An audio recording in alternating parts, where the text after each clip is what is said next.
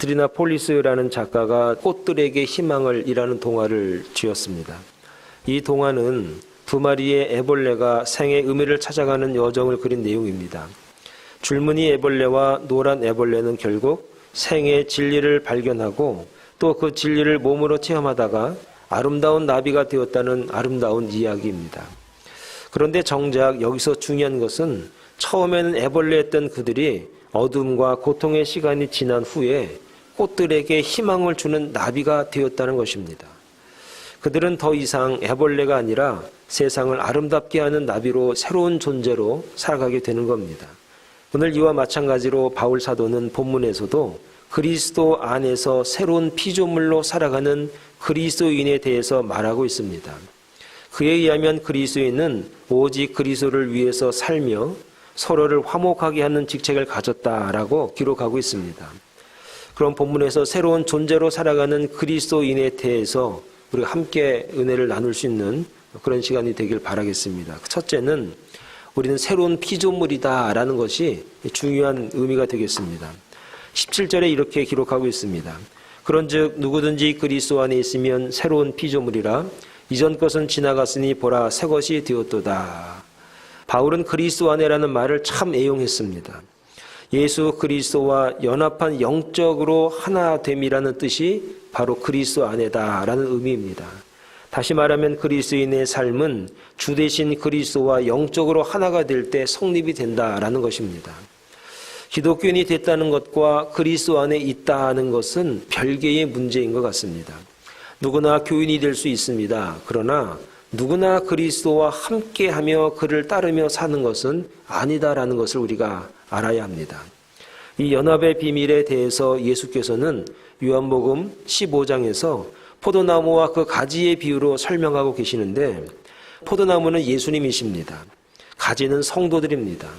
그런데 가지가 열매를 맺는 것도 있고 그렇지 못하고 늘 시들한 가지들도 있습니다. 이때 농부가 시들하고 열매 맺지 못하는 가지들을 이게 다 솎아냅니다. 이유가 무엇이냐면 열매 맺는 가지의 열매가 더욱더 풍성하게 하기 위해서 솎아내는 일을 한다는 겁니다. 그러면 그리스도 안에 있는 성도들은 열매를 맺어야 한다는 의미인 것입니다. 정상적인 그리스도인이라면 열매가 있는 것이 어떻게 보면 자연스러운 것입니다.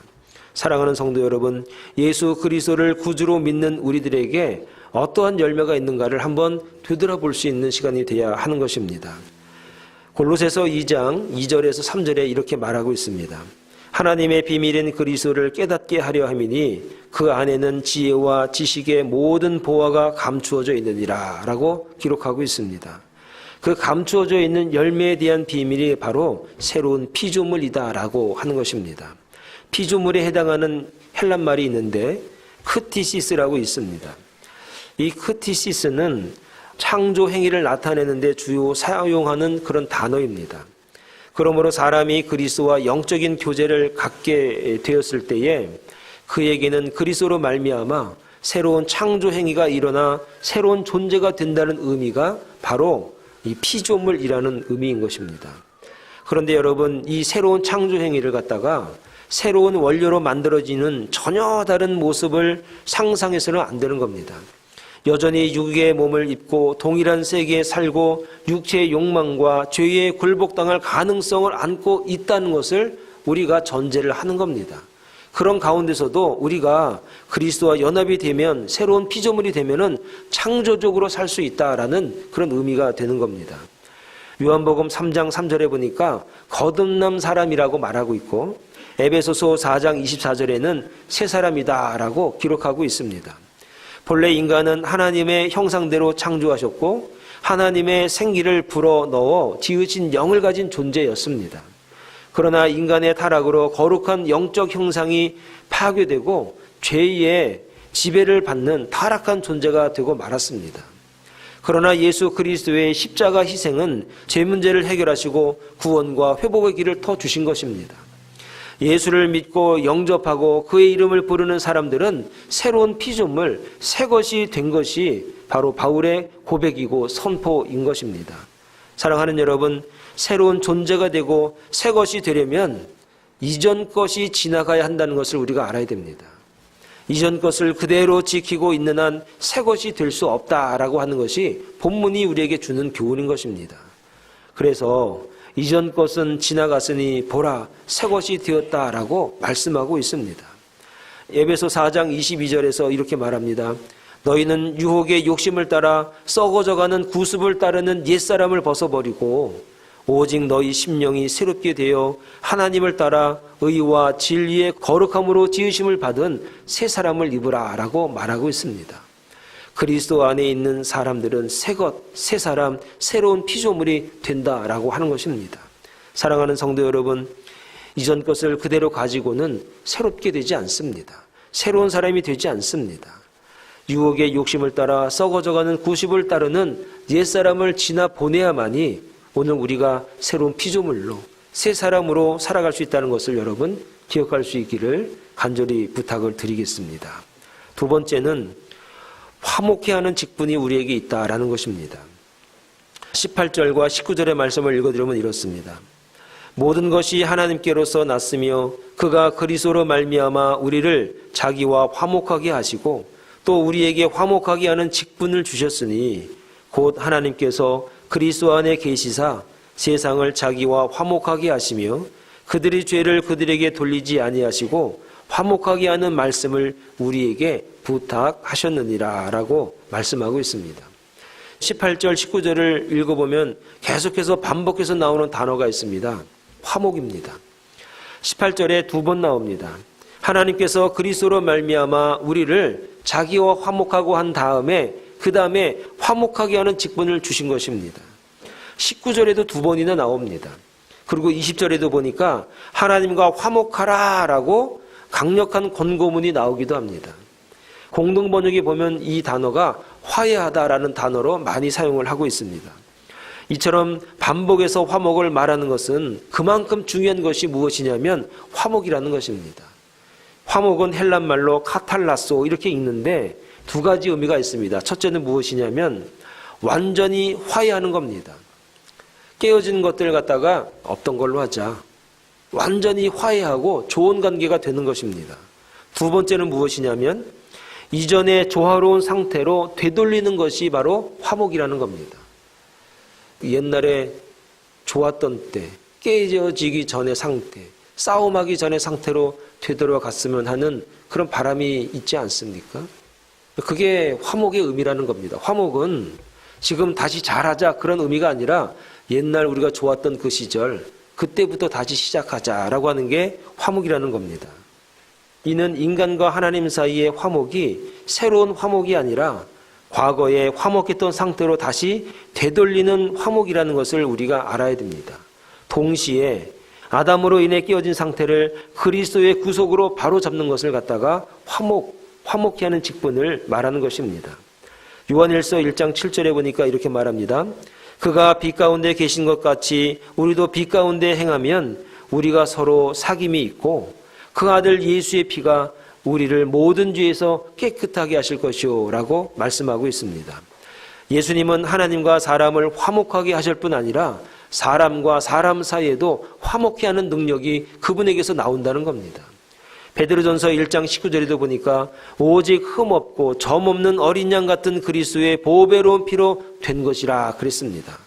독생자 예수님의 십자가의 사랑으로 인하여 우리의 죄값을 치르고 우리를 용서해 주셨습니다.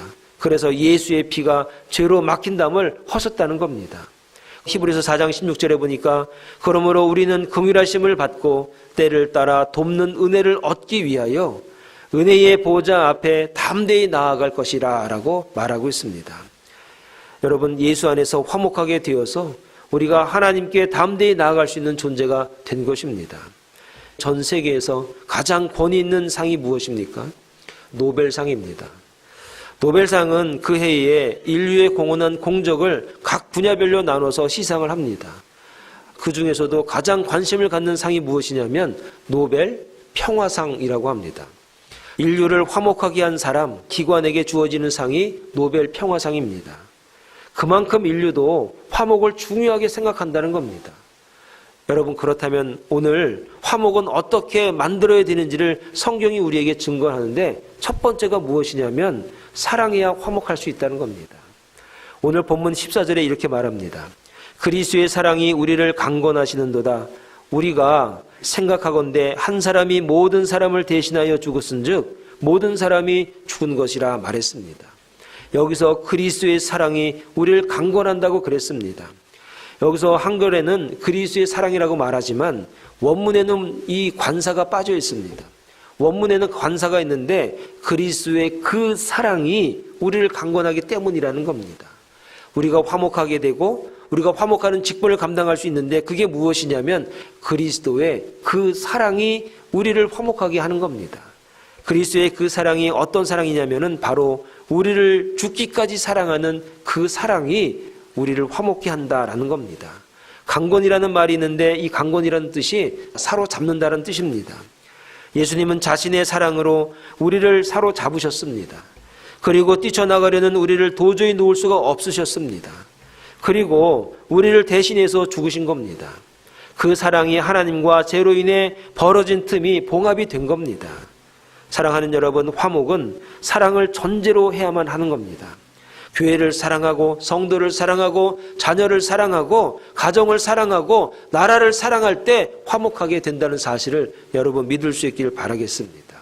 두 번째는 그들의 죄를 그들에게 돌리지 않을 때 화목할 수 있다는 겁니다.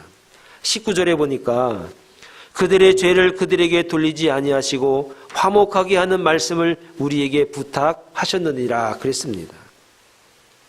제가 미국에 오기 전에 그리고 담임 목회를 하기 전에 우이동에 있는 우이제일교회라고 하는 곳에서 부교육자 생활을 한 적이 있습니다.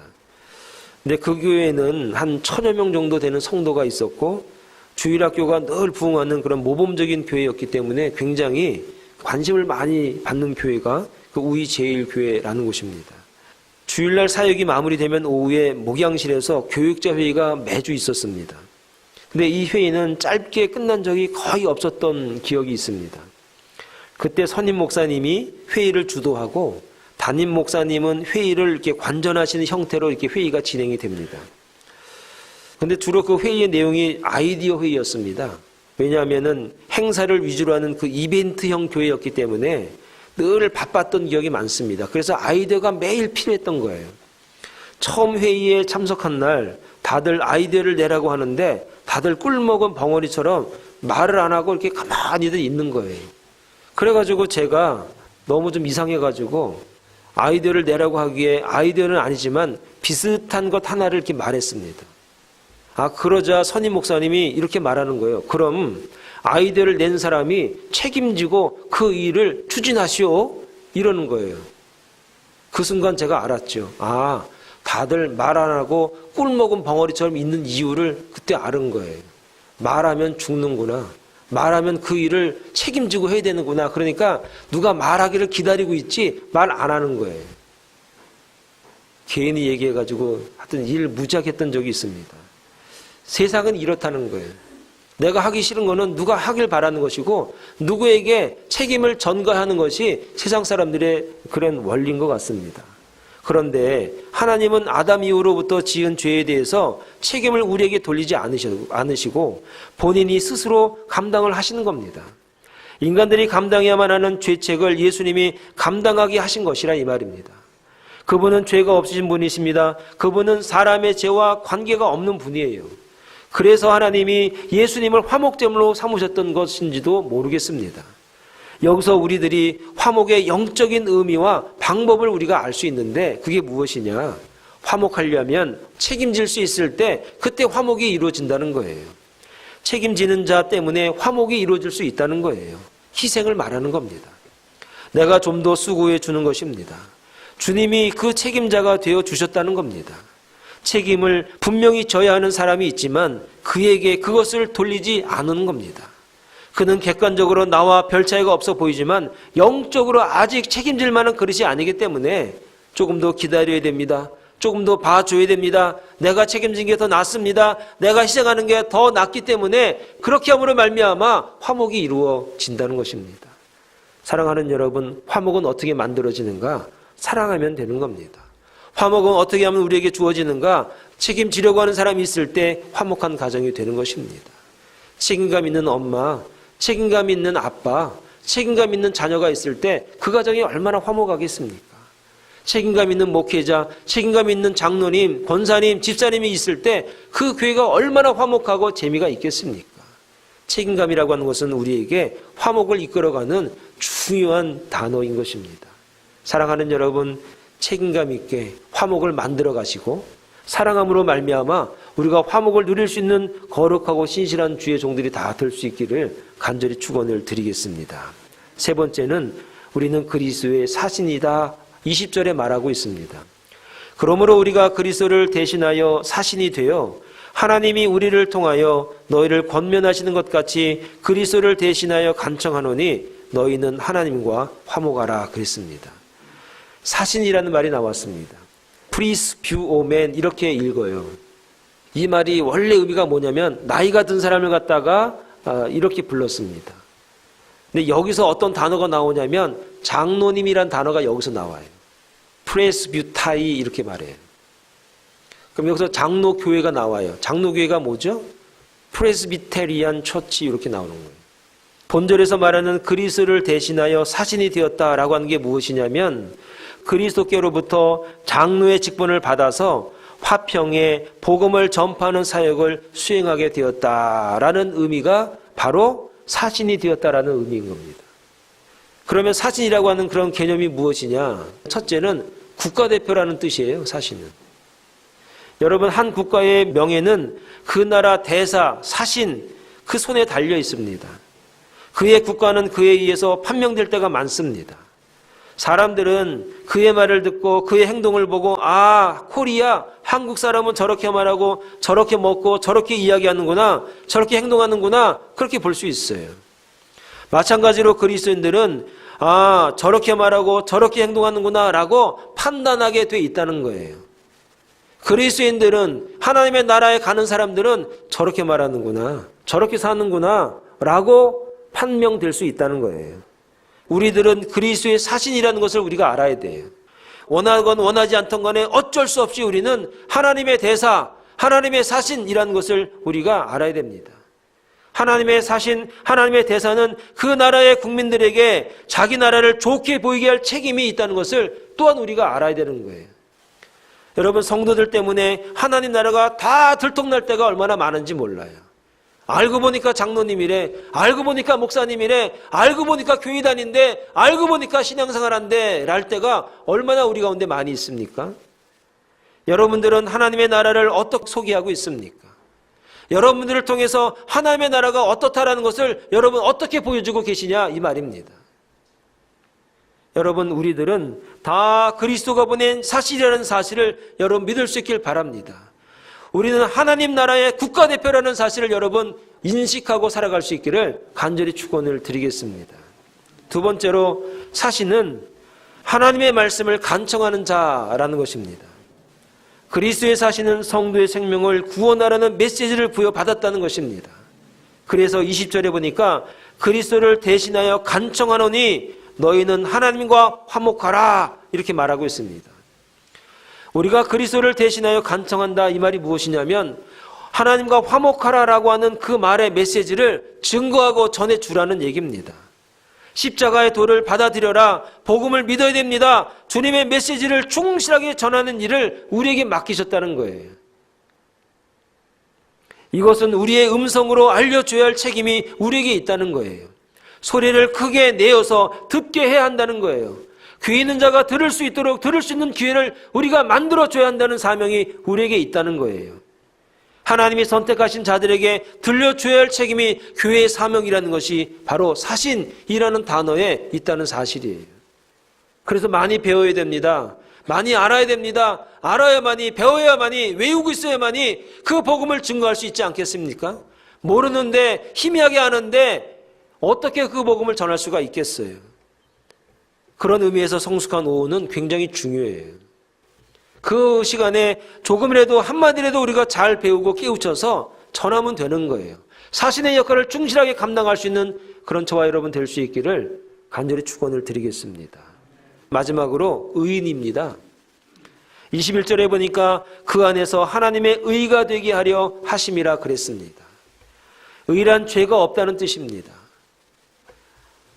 그리스도의 복음의 핵심은 예수님의 십자가의 보혈로 우리의 죄가 사함받았다는 것입니다. 그 복음을 믿어야 의인이 되는 것입니다. 사신은 어떤 사람이 사신이 되는가? 복음을 받아들임으로 말미암아 내 죄를 사함받았다라고 하는 그 믿음이 있는 사람이 사신, 대사가 되는 거예요. 로마서 1장 17절에 이렇게 말합니다. 복음에는 하나님의 의가 나타나서 믿음으로 믿음에 이르게 하나니 기록된 바 오직 의인은 믿음으로 말미암아 살리람과 같으니라. 사랑하는 여러분, 저와 여러분들은 믿음으로 말미암아 살았습니다. 믿음으로 말미암아 의인 되었습니다. 이제 하나님 나라의 복음을 증거할 수 있는 자격이 주어진 사신이 되었습니다. 왜냐하면 의인이 되었기 때문에. 우리는 하나님 나라에 갈 수 있습니다. 하나님 나라의 백성입니다. 하나님 나라의 사신입니다. 이제 국가 대표로서 책임감 있게 승리하는 삶을 살아갈 수 있는 의인들이 되기를 간절히 축원을 드리겠습니다. 사랑하는 성도 여러분, 우리는 새로운 피조물입니다. 우리는 화목케 하는 직분자입니다. 우리는 그리스도의 사신입니다.